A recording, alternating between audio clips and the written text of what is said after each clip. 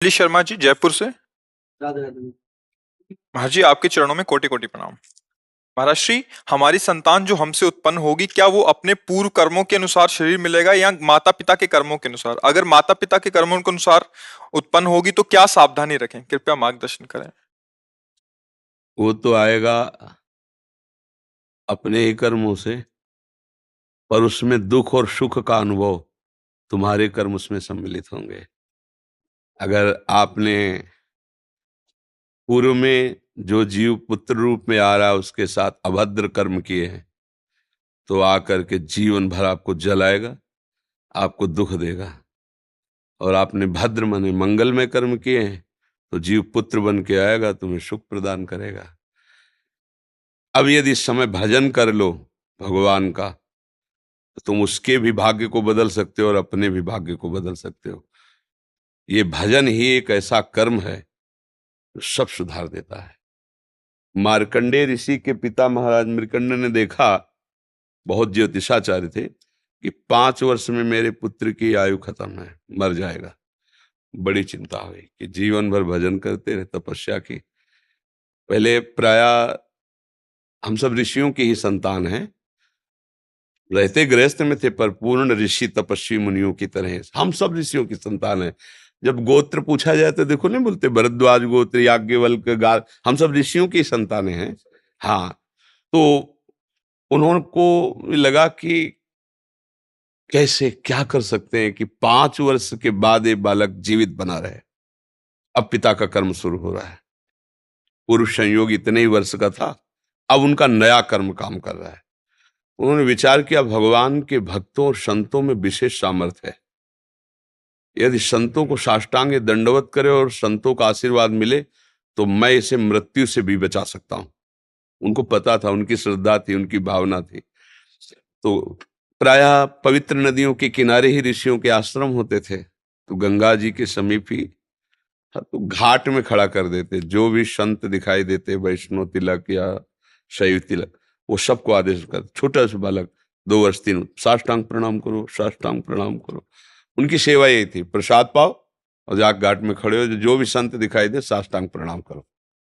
एक दिन प्रच्छन्न वेश से गुप्त रूप से सनक सनंदन सनातन सनत कुमार भी, अब आपको क्या पता कौन महात्मा किस कोटि का किस वेश में तुम्हारे पास बैठा है, या तुम्हारे संग वार्तालाप कर रहा है, या तुम्हें कभी मिल सकता है, हमारी दृष्टि नहीं है ना। और वो दिव्य महापुरुष थे और वो देखा करते थे। जो साष्टांग प्रणाम किया तो चारों संत वेश में थे, उनका चिरंजीवी भव, बस वो आ गए। कहा, महाराज मेरी दृष्टि अचूक है, आप सनक सनंदन सनातन सनत कुमार, चारों ब्रह्म कुमार है ना, प्रच्छन्न वेश से आप घूम रहे हैं, ये तो अभागी है, 5 वर्ष में इसकी मृत्यु हो जाएगी।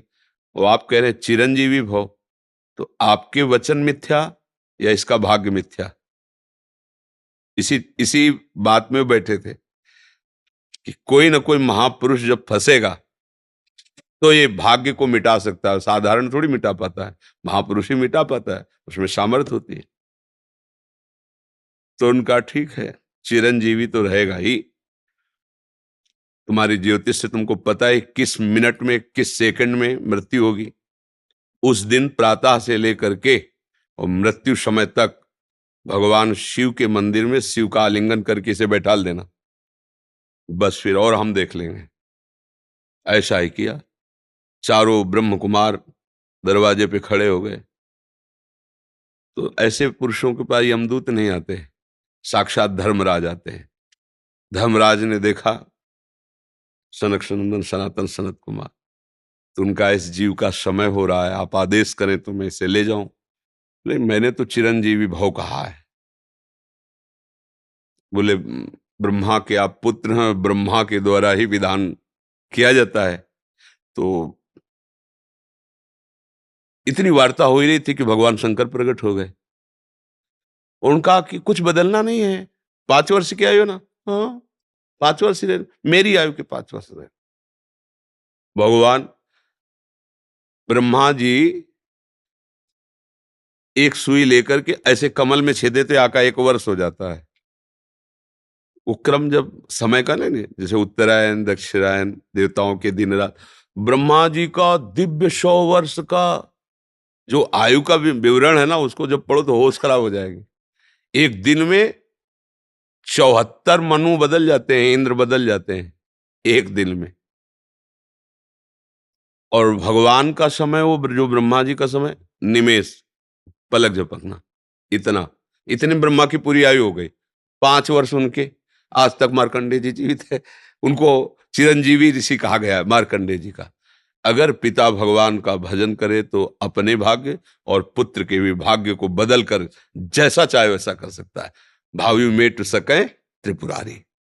अगर भजन बल है तो फिर आनंद ही आनंद है, नहीं तो दोनों के कर्म संयोग से ही संयोग बनता है। तो तुम्हारे पुत्र रूप में आ रहा है। अभी हमारा आपका पूर्व जन्म का कोई संयोग तो आपको देखते ही चिढ़ पैदा हो जाएगी। आप ऐसे वचन बोलेंगे कि मेरा हृदय जलने लगे ये आदमी क्यों आया हमारे सामने। वो हमारा कर्म है जो आपको भी जला रहा है, मेरे को भी जला रहा है, दोनों में द्वेष पैदा कर रहा है। और अगर अच्छा देखते ही ऐसा लगा कि मानो हमने बहुत समय से अपने प्रियजन को बाद में देख, ऐसा लगता है ये तो हमारे बहुत प्रिय, और देखकर आनंद है, आप जाओगे खुशी हुई, हमारा खुशी हुई, क्या हुआ? कर्म ही सबको दुख सुख देता है और कुछ नहीं। अगर कर्म को कोई मिटा सकता है तो भगवान का भजन मिटा सकता है दूसरा नहीं। खूब प्रभु का आश्रय लेकर के उनकी लीला गायन करो, नाम जप करो, सब ठीक हो जाएगा। और गर्भस्थ शिशु को भगवत चर्चा सुनानी चाहिए, उससे प्रभाव पड़ता है। जैसे माँ गर्भवती है तो चाहिए कि स्वयं स्वाध्याय करे, या फिर परिवार के जन कथा कह रहे हो चुपचाप शांति से बैठ के सुने और नाम जप करे, तो गर्भस्थ शिशु पर उसका प्रभाव पड़ता है। जैसे प्रहलाद जी जब कयाधु जी के गर्भ में थे तो नारद जी अपने आश्रम में लेकर के उनको भी भगवत चर्चा भक्ति का उपदेश किया, तो ऐसे महान भागवत 5 वर्ष में विश्व विजेता हिरण्यकश्यप को परास्त कर दिया। 5 वर्ष की आयु प्रहलाद जी की है और विश्व शक्ति संपन्न हिरण्यकश्यप परास्त कर दिया।